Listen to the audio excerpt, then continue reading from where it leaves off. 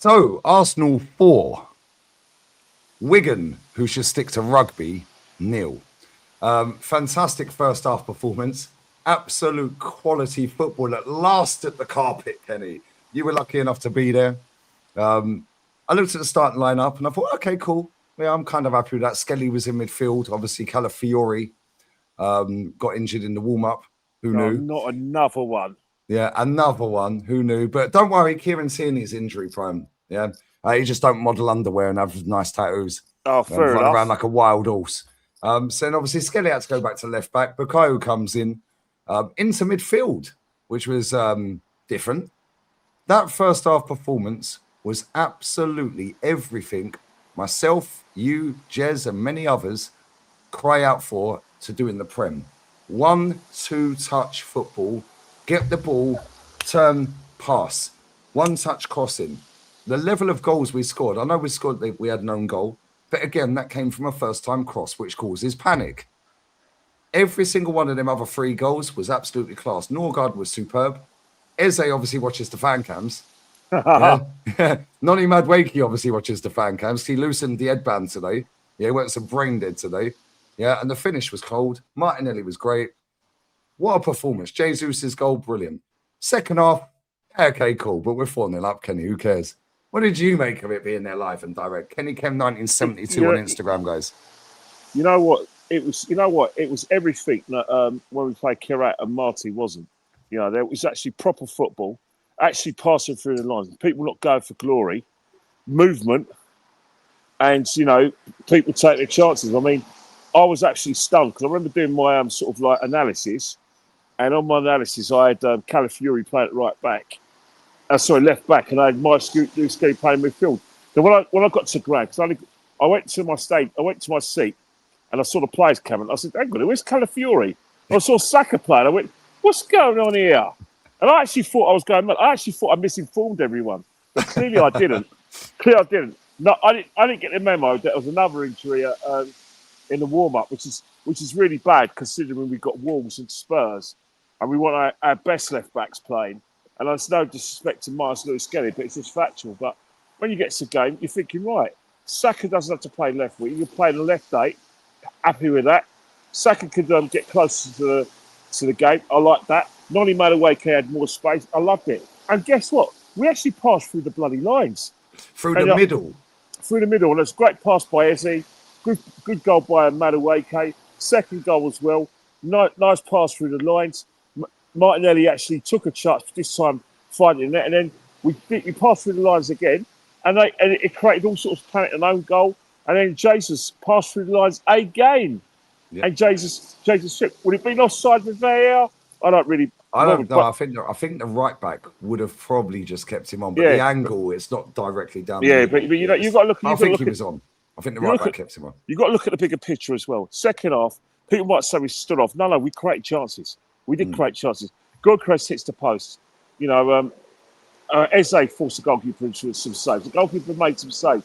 So he played the same sort of tempo. Yeah, the Martinelli header as well from the Martinelli header. So and that's it. Very pleased. You got to go out and enjoy yourself. And I don't like the fact. I like the fact that Eze was enjoying himself. I like the fact that Madueke was used sparingly because we're going to need him in the game against Wolves. Noni's goal. Sorry to go over you. Noni's goal. Eze no look past that. But he did on the halfway line. He got the ball, and I'm thinking, don't give it away because they're clean through if you give it away. Yeah, Odegaard would have passed that, and I know Odegaard's not fashionable right now. Yeah, so everyone will agree. Yeah, but he would have passed that back to Saliba or the goalkeeper. Yeah, definitely. But at the same time, he jinked past the guy. Yeah, and then looked past it to Madwakey. First time finish. What a goal that was, by the way. That was like watching Arsenal back in the day. Yeah, before McCarthy got the club, I suppose. But one thing I would say is that, and I don't want people like obviously Kieran to come after me, but the football flowed in the first half, and it stopped flowing when Goycrest came on the pitch, because I'm not digging him out, but he hasn't got the pace of a Madueke, he hasn't got the pace of a Saka, he hasn't got the pace of a Jesus. Whilst when you do try and put it through, you actually can't because he can't get away from his man. He hasn't got that burst of space. So what we have to do, we were playing a bit different, trying to get him in the game, trying to put crosses in, and that's where I thought we would become a bit sloppy. And that's not his fault. He will come in tune, but we were trying too hard to try and get him a goal, whilst we weren't playing that flying start. And it is where it is. It's not, every striker's got their own attributes. Some strikers got pace, and you can play the app, like the pass through the lines, and boom, they're in. Jesus could do that for Jesus, could do that for Madueke. Definitely do that for Martinelli. And to a certain extent, you could do it for Bukayo. But for Victor, I think they tried it, and he's not. By the time he gets his feet right, the chance is gone. But Victor did have a chance. He had a deflection, hit the post. He got chopped in half. I thought that was a sending off because it was a that was the deliberate same as Villa's goalkeeper getting sent off the other day. Yesterday. Yeah. But I think same tackle. Obviously it was further away from the goal. But he was actually the last man. So it was. You could argue that he was actually preventing a certain goal. But in terms of Victor, that was a hospital tackle. It was a horrible tackle. It was spiteful. But then again, some of our players were giving their players a little bit of a sector and going for this. So I can understand why the frustration. What did you make? Obviously, Norgard got man of the match, and rightly so. Rightly so. But I would have given it Eze. But I'm not. And when I say rightly so, I thought he was outstanding today. Are you all right? You all right, guys? He was outstanding today. Hey, Lee Gunner. Hey, Andrew. Is it Andrew? No. Yeah, Kenny Ken. Yeah, doing the fake cam. Lee Gunner. Oh, Lee. Lee's a top guy, man. All right, I told you, he fucking don't like me, bro. What's the fake cam later? Remember, you're on it. Guys. Oh well, you might not win anything this season. Well, yeah. Good luck then. See you later. Hi, Kenny, I love you, bro. hey, you know when you. I mean, he's a right fucking idiot. Is that what he said? He said you're a joke. He's a Liverpool fan. I'm a joke. It's not a top gooner. Fucking hell, he liked me. Jesus Christ. He likes it. But the thing about it is that when you come in this part of London, it doesn't matter what part of it. If you're in North Islington, I'm well known. And it's good. A lot of try to AFTV. I can tell you today, I met someone from America, and he's come from New York. He recognised me. Another guy, when I was just out of shop, just over there, the pizza shop, he said, "Oh my God, I watch you every week." So it's one of the things. It's like one of those things in the job. Had a great time, and we won 4-0. And that's the situation.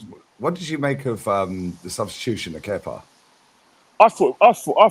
Well, I never thought Mikel had it in him. I didn't think he had it. We've seen this with Ethan before, and with but I never. I thought it was a bit sus. It was a bit weird. Yeah, fair play to the young lad who came on. Yeah, but it was very nice. It's a nice touch from the manager. The manager does have a human side. I've been told about his human side, and it is Wigan. It is a day out for their fans, and it was a situation where they had more than two. Then Kenny, yeah. But you know what? I've got a story to tell you. It's very interesting because when I was coming through, obviously through Arsden Road and Hornsey Road, there was loads of coaches. In fact, a couple of coaches came past me just now, Wigan coaches. But anyway, back to the story. I spoke to the coach driver. I said, "Bloody hell, normally you have about 5 fans." And he said to me, "I'm a Man United fan, but this is the biggest thing to happen in Wigan in about 30 years. Remember, they haven't been in the Premiership for a while." And then he said. He started saying, "Where's Ty of AFTV? Where is he?" And I went, "Well, he'll be here somewhere. I'm sure he'll give you a fight home." Bless. That's the first time we played Wigan since the semi-final, isn't it? Yeah, semi-final 2014. Alexis Sanchez scored, didn't he? It was the winning penalties from the Reading game. That was the winning penalties from Cuff Fuller, and our good friend Per Mertesacker equalised with about 10 minutes ago. If my memory serves me right, because Wigan went ahead with a penalty, and it was one of those things where I wasn't worried because I thought there's no way we're gonna lose to Wigan, but who knows? It's what we do at Arsenal. What was your score prediction today? Out of curiosity, my score prediction was always going to be about 4-0. I said 3. Yeah, when it went 3 after 27 minutes, Kenny. I was thinking this could be a cricket score, but you know how Mikel is, isn't it? And then they sat right in their box here. They were 4-0 down. Then they just decided to sit. But it wasn't for wanting to try. We did try to create things, but when you make changes, it disturbs the flow of the play. You take off Saka, you take off Madueke, you bring on Victor Gyökeres, a different type of player to Gabriel Jesus in terms of movement and pace. It's a different game, so you have to play a bit differently. You're direct, but in a direction a different way. The opposition may find it a bit easy because they're not dealing with the movement of Jesus. They're dealing with the sort of robust play of our good friend Victor. And that, I suppose in that sort of league, they're used to it. But it's one of those things where we do have options. We don't know. I think our preferred option is how we're playing today in terms of getting the ball forward pretty quickly through the lines. But we're not going to get the opportunity to do that. Because remember, not every day is Christmas and not every day you play Wigan. Oh, what a goal. Fucking Betis have just scored a banger. You love your Spanish football, don't you? Yeah, my baller Abdi as well. I keep telling them, yeah. Anthony Cook to keep a parried it, and Abdi just volleyed it straight to the bottom. But now, listen, I know your battery is really low. Obviously, podcast tomorrow. Yeah, we can't wait for the podcast tomorrow, and also Wolves on Wednesday. So there's quite a bit. We're going to see a lot of each other. And let's not forget the North London derby as well. So, don't worry, they got a scrub manager in there that's been sacked about 4 times in the last 4 years from big clubs. So they ain't doing nothing, Kenny.